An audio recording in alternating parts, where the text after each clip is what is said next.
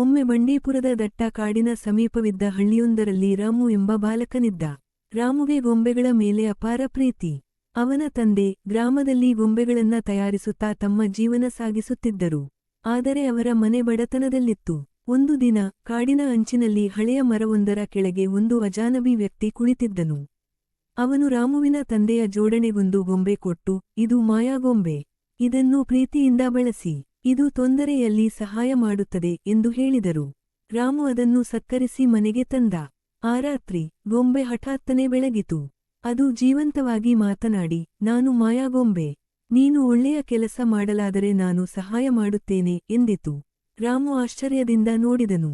ನಂತರದ ದಿನಗಳಲ್ಲಿ ಮಾಯಾಗೊಂಬೆಯ ಸಹಾಯದಿಂದ ರಾಮುವ ತಂದೆಯ ಉದ್ಯೋಗ ಚೆನ್ನಾಗಿ ಹೋಯಿತು.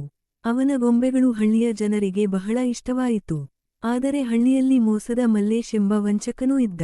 ಅವನು ಈ ಮಾಯಾಗೊಂಬೆಯ ಶಕ್ತಿ ಅರಿತು ಅದನ್ನು ಕದ್ದುಕೊಳ್ಳಲು ಪ್ರಯತ್ನಿಸಿದ. ಒಂದು ರಾತ್ರಿ ಮಲ್ಲೇಶ್ ಮನೆಗೆ ಗುಪ್ತವಾಗಿ ನುಗ್ಗಿ ಗೊಂಬೆಯನ್ನು ಕದ್ದುಕೊಂಡ. ಆದರೆ ಗೊಂಬೆ ಆತನು ದುರುದ್ದೇಶದಿಂದ ಇದನ್ನು ಬಳಸುತ್ತಿದ್ದಾನೆ ಎಂದು ಅರಿತು ಅವನ ಕೈಯಲ್ಲಿ ಜೀವಂತವಾಗಿ ಚಲಿಸಿತು. ಆಕಸ್ಮಿಕವಾಗಿ ಗಬ್ಬಿ ಎದ್ದು ಆತನೇ ಸ್ವತಃ ಬೋನಿಗೆ ಸಿಕ್ಕಿಬಿದ್ದ.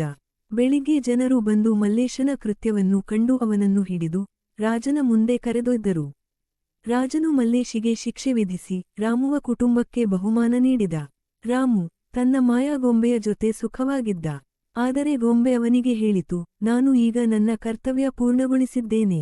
ಮತ್ತೊಬ್ಬರ ಸಹಾಯಕ್ಕೆ ಹೋಗಬೇಕು ಎಂದು. ಅದನ್ನು ಕೇಳಿ ರಾಮು ದುಃಖಪಟ್ಟರೂ ಗೊಂಬೆಯ ನಿರ್ಧಾರವನ್ನು ಗೌರವಿಸಿದ. ಆಮೇಲೆ ರಾಮು ತಾನು ಕಲಿತ ಪಾಠವನ್ನು ನೆನಪಿಟ್ಟುಕೊಂಡು ಹಳ್ಳಿಯ ಜನರಿಗೆ ಸದಾ ಸಹಾಯ ಮಾಡುತ್ತಾ ನಿಜವಾದ ಪ್ರೀತಿಯೊಂದಿಗೆ ಜೀವನ ಸಾಗಿಸಿದ.